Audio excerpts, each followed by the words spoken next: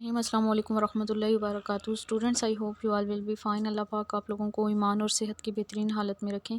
आज हमारा world geography का लेक्चर नंबर 22 है, जिसमें हम लोग पाकिस्तान की लेक्स के बारे में, डैम्स के बारे में और सी पॉट्स के बारे में पढ़ेंगे। ठीक है, तो सबसे पहले हम लेक्स को देख लेते हैं। सबसे पहले जी हमारे पास KPK की अगर लेक्स को हम देखें तो हमारे पास फ़र्स्ट वन जो है वो सैफ़ुल मलूक है, झील सैफ़ुल मलूक, जो कि KPK में है, कागान में, मानसहरा में, और most beautiful lake of Pakistan. ठीक है, ये पाकिस्तान की सबसे खूबसूरत लेक है, खैबर पख्तूनख्वा में है, कागान और मानसहरा के इलाके में आ जाती है और बहुत खूबसूरत झील है। जस्ट यही दो चार जो इंपॉर्टेंट पॉइंट्स मैंने लिखे हुए हैं वही आप लोग जो है वो प्रिपेयर कीजिए, क्योंकि पेपर में जो है इनसे रिलेटेड कुछ थोड़ा बहुत पूछा जा सकता है, तो हमें जो है वो बहुत ज़्यादा इसमें बायोडाटा इकट्ठा करने की ज़रूरत नहीं है, मीन के बहुत ज़्यादा डिटेल में जाने की ज़रूरत नहीं है। जस्ट आप लोग जो है जो पॉइंट मैंने बताए हुए हैं वही जो है वो अच्छे से प्रिपेयर कर लें। नेक्स्ट जो लेक है KPK की वो है जी लोलूसर लेक, और ये कागान में है, KPK में। कागान और मानसेरा वही मतलब सेम इलाके आ जाते हैं। सेकंड लेक हो गई। थर्ड जो है वो हमारे पास जो है दूधी पास्टर, या फिर इसे वाइट लेक भी कहते हैं, ये भी कागान और मानसेरा के इलाके में है, KPK में। ये 3 KPK की लेक्स हो गई। उसके बाद हम बात करें तो हमारे पास गिलगित बल्तिस्तान की जो लेक्स हैं ना, वो भी हमने गिलगित बल्तिस्तान की भी 3 देखनी है। फोर्थ वन जो रामा लेक है, ये अस्तोर में है, गिलगित बल्तिस्तान में। और जो 5वीं है सतपारा लेक, ये भी सकरदू गिलगित बल्तिस्तान में है। और छठे नंबर पे जो हमारे पास है जी वो है फांडर लेक, ये भी गिलगित बल्तिस्तान में है, गुपिस जासिन वाला इलाका जो है वहाँ पे मौजूद है ये। और फिर जी पंजाब की हम बात करें, GB में भी हमारे पास 3 थी, रामा, सतपारा और फांडर लेक। तो ये तीनों जो है ना कहाँ कहाँ हैं, रामा जो है वो स्टोर में, सतपारा सकरदू में, और जो फांडर लेक है वो गिलगित बल्तिस्तान की गुपिस जासिन वाला जो इलाका है वहाँ पे है। फिर हम पंजाब की बात करें तो पंजाब में हमारे पास जो लेक्स आ जाती हैं वो रावल लेक है, जो कि इस्लामाबाद में है, पंजाब में। और उसके अलावा जो है कलर कहार लेक है, जो कि चकवाल पंजाब में आ जाती है, साल्ट रेंज में है ये। और ल्यूटस लेक जो है वो भी इस्लामाबाद में आ जाती है। तो ये इस्लामाबाद की हमारे पास 3 लेक्स आ गई। मीन कि हमारे पास जो है पंजाब की डिस्ट्रिक्ट प्रोविंस पंजाब की जो है वो हमारे पास 3 लेक्स हैं, रावल, कलर कहार और ल्यूटस लेक। उसके बाद जी हम नेक्स्ट बात करें सिंध की लेक्स की, तो सिंध में हमारे पास मानसर झील आ जाती है, लेक मानसर, जो कि सिंध में है, डिस्ट्रिक्ट दादू में, जामशोरू के इलाके में ये आ जाती है। लार्जेस्ट लेक है पाकिस्तान की and also south Asia. Pakistan की भी ये लार्जेस्ट लेक है और साउथ एशिया की भी ये लार्जेस्ट लेक है। ठीक है, ये मानसर झील जो है हमारे पास, मानसर लेक जो है। उसके बाद जी किंझर लेक जो है वो भी सिंध में है, ठट्ठा में है, ये लार्जेस्ट मेन मेड लेक है ये, मतलब कि इंसान की बनाई हुई ये सबसे बड़ी झील है, नेचुरल नहीं है ये। पाकिस्तान की जो है वो लार्जेस्ट मैन मेड झील है। उसके बाद जी हम बात करें हलीजी लेक की, तो जो हलीजी है वो ठट्ठा में है, सिंध में है, और इसको पैराडाइज ऑफ बर्ड्स भी कहा जाता है, क्योंकि वहाँ पे बहुत ज़्यादा परिंदे होते हैं। और नेक्स्ट जी हमारे पास शकूर आ जाती है, ये सिंध में, गुजरात में है, इंडिया में, सिंध में। और इंडिया वाला जो इलाका है गुजरात, जो इंडिया की स्टेट है, उसमें भी कुछ इसका वो आ जाता है, मीन के सिंध और पाकिस्तान और इंडिया दोनों में ये है शकूर झील। ठीक है, उसके बाद जी हम बात करें नेक्स्ट बलूचिस्तान की। सिंध की अब हमारे पास कितनी लेक्स थी, मानसर, किंजर लेक और हलीजी लेक और शकूर लेक। तो ये हमारे पास 1 2 3 एंड 4 हैं। ये कहाँ पे हैं, कहाँ कहाँ हैं, जस्ट जो है इनकी लोकेशन को आप लोग अच्छे से याद करें। उसके बाद बलूचिस्तान की हम बात करें तो हिना लेक जो है वो बलूचिस्तान क्वेटा में है, और जो है हमून मशगील लेक जो है वो सीजनल लेक है, ये बलूचिस्तान में है, डिस्ट्रिक्ट वशोक में है। ठीक है, तो ये हमारे पास जी बलूचिस्तान की 2 लेक्स हैं, हिना और हमून मशगील, और इनकी लोकेशन जी क्वेटा है, और इसके अलावा वशोक जो डिस्ट्रिक्ट है बलूचिस्तान का, वहाँ पे हमून मशगील है। तो इनकी लोकेशन याद करें और इनके नेम अच्छे से याद कर लें आप लोग कि कौन सी झील जो है वो कौन से इलाके में है, क्या उसकी लोकेशन है, जस्ट इतना याद कर लें झीलों के लिहाज से। उसके बाद नेक्स्ट हम बात करें डैम्स की बात करें, तो डैम्स के लिए मैंने कोई यहाँ पे मैप नहीं बनाया, जस्ट यहाँ पे मैंने इनकी थोड़ी थोड़ी डिटेल्स लिख दी हैं, इनको आप लोग याद कर लीजिएगा। तरबेला डैम, जिसको हम अबासिन भी कहते हैं, सेकंड लार्जेस्ट है वॉल्यूम के लिहाज से, और लार्जेस्ट डैम है पाकिस्तान का, ये अर्थ फील्ड लार्जेस्ट डैम है पाकिस्तान का, ओवर इंडस रिवर ये। अच्छा, डैम्स में आप लोगों ने ये याद रखना है कि ये कौन से दरिया के ऊपर हैं और क्या इनकी लोकेशन है। ठीक है, और जहाँ पे कहीं इनका बताया हुआ है कि कौन सा बड़ा बड़ा है, कौन सा छोटा डैम है, तो ये चीज़ याद रखनी है डैम का। और इसके अलावा जो है ना बैराज का मैंने डिफरेंस आप लोगों को पिछले किसी लेक्चर में बताया था कि इस तरह से जब एक दरिया बहता हुआ आ रहा होता है, अगर उसके आगे जो है पानी को रोक लिया जाए, यहाँ पे गेट लगा दिए जाए, वो लोहे के गेट जो है पानी के अंदर लगा दिए जाते हैं ताकि जो है वो पानी को रोका जा सके।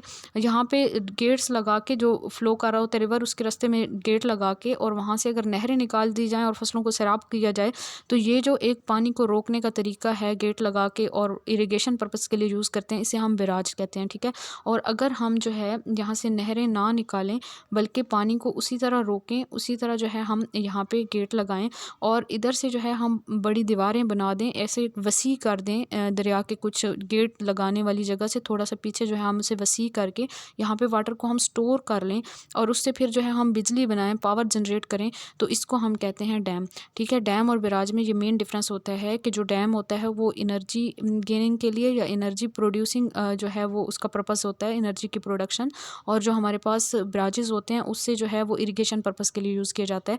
तो ये मेन डिफरेंस है, ये आप लोग याद रखिएगा। अब डैम की बात करें तो डैम कौन कौन से रिवर्स के ऊपर हैं, क्या उनकी लोकेशन है, मेन जो है वो यही याद रखना है। इसके अलावा कंस्ट्रक्शन के कुछ पॉइंट हैं वो भी याद रखिएगा कि कब जो है ये डैम तामीर किए गए और कौन मतलब क्या इनका असेंडिंग डिसेंडिंग ऑर्डर वगैरह है, वो भी थोड़ा बहुत जहाँ पे मैंने लिखा है वो याद कर लीजिएगा। तरबेला डैम जो है ये सेकंड लार्जेस्ट वॉल्यूम के लिहाज से है और फर्स्ट लार्जेस्ट डैम है पाकिस्तान का, अर्थफील्ड डैम, और ये इंडस रिवर के ऊपर है, ठीक है, इंडस रिवर के ऊपर है। और ये कहाँ पे प्रेजेंट है, हरीपुर KPK में प्रेजेंट है और इसकी कंस्ट्रक्शन हुई थी 1968 टू 1976। उसके बाद नेक्स्ट बात करें जी तो मंगला डैम है, ये जहलम रिवर पे है। पहला जो था हमारे पास तरबेला डैम जो था वो इंडस रिवर पे था, जो मंगला डैम है ये जहलम रिवर पे है और ये मीरपुर में KPK के इलाके में है और इसकी कंस्ट्रक्शन 1967 में हुई थी। उसके बाद जी थर्ड नंबर पे हमारे पास वारसक डैम आ जाता है, ये काबुल रिवर के ऊपर है। वारसक डैम जो है वो काबुल रिवर पे बनाया गया है पेशावर में KPK के इलाके में और इसकी कंस्ट्रक्शन 1960 में हुई थी। आई थिंक ये पाकिस्तान का ओल्डेस्ट डैम भी इसे कहा जाता है। मज़ीद इसके बारे में आप लोग सर्च कर लीजिएगा। दायमीर भाषा डैम जो है ये इंडस रिवर के ऊपर है, दरिया सिंध के ऊपर, और इसकी ये अंडर कंस्ट्रक्शन है, अभी कंप्लीट नहीं हुआ। और दायमीर डिस्ट्रिक्ट जो है गिलगित बल्तिस्तान का, ये वहाँ प्रेजेंट है। उसके बाद जी नेक्स्ट हमारे पास आ जाता है महमद डैम, या इसको मुंडा डैम भी कहते हैं।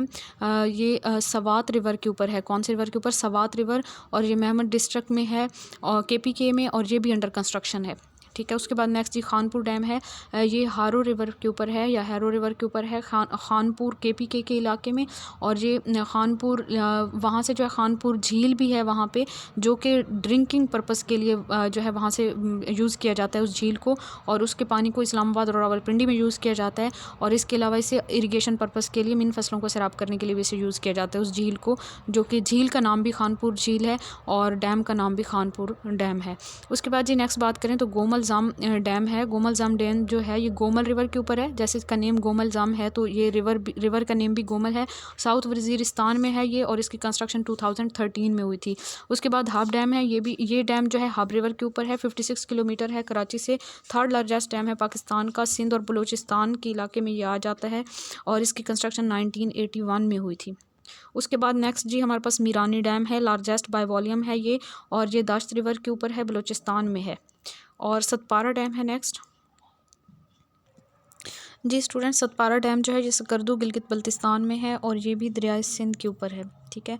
उसके बाद गाजी बरोथा डैम है, ये अटक पंजाब में है और ये भी दरिया सिंध के ऊपर है। 2002 में जो है इसकी कंस्ट्रक्शन हुई थी। अटक पंजाब में इंडस रिवर के ऊपर 2002 में इसकी कंस्ट्रक्शन हुई थी। हिंगोर रिवर जो है ये स्टिल नॉट कंस्ट्रक्टेड, 1992 से जो है इसकी कंस्ट्रक्शन स्टार्ट हुई लेकिन अभी तक ये कंस्ट्रक्ट नहीं हुआ, और ये लसबेला डिस्ट्रिक्ट बलूचिस्तान में मौजूद है और ये हिंगोर रिवर के ऊपर है। उसके बाद नेक्स्ट बात करें तो सबकज़ई डैम है, ये ज़ोब रिवर के ऊपर है बलूचिस्तान में और इनएगोरेटेड बाय प्रेसिडेंट परवेज़ मुशर्रफ इन 2007। ये पॉइंट जो है वो थोड़ा इंपॉर्टेंट हो सकता है कि कौन सा डैम जो है उसका इफ्तिताह परवेज़ मुशर्रफ साहब ने किया था 2007 में।